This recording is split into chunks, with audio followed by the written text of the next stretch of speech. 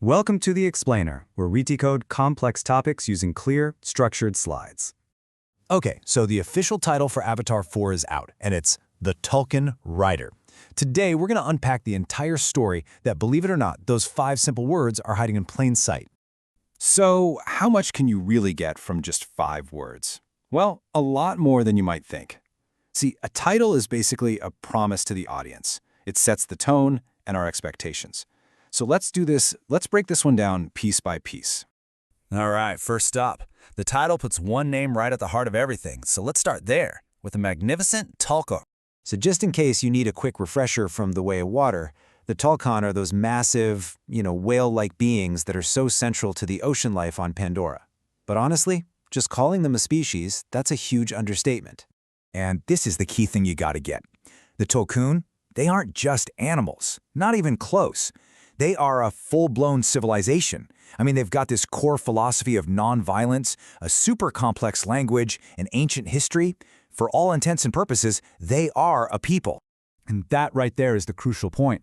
By putting the Tulkun right in the title, the filmmakers are basically screaming that a major shift is coming. The Tulkun are moving from the background right into the spotlight, the absolute center of the narrative. This promises we're going to get a super deep dive into their world, their beliefs, and their history like never before. Okay, so we've got our subject. Now let's look at the action, the relationship at the very heart of this title, the writer.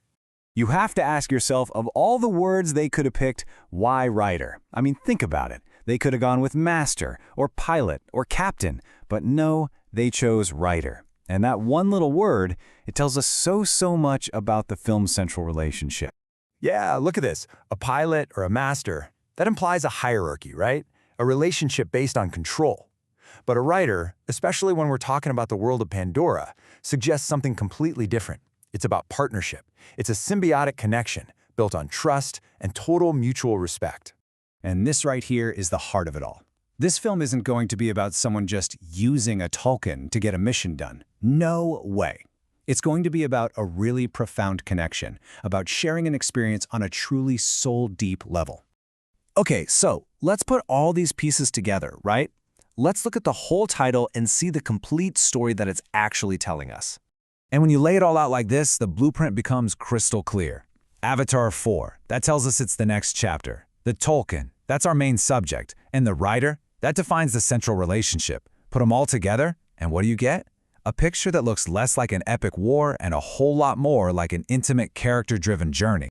So the big takeaway here is pretty clear. Everything about this title points to a huge shift in scale. We're moving away from some massive galaxy-spanning conflict and zooming way in on an intimate, personal, and really spiritual story. This is all about one single, profound connection and really exploring what a bond like that actually means. But here's the thing. The title does an amazing job of telling us the what and the how of the story. But it leaves out one really crucial piece of the puzzle. So the ultimate question isn't what the story is, but who. Who is the Tulkun Rider? Is it going to be a character we already know and love, or maybe a totally new face? The title gives us the whole story framework, but it leaves us with that one giant lingering mystery to think about. Who is it?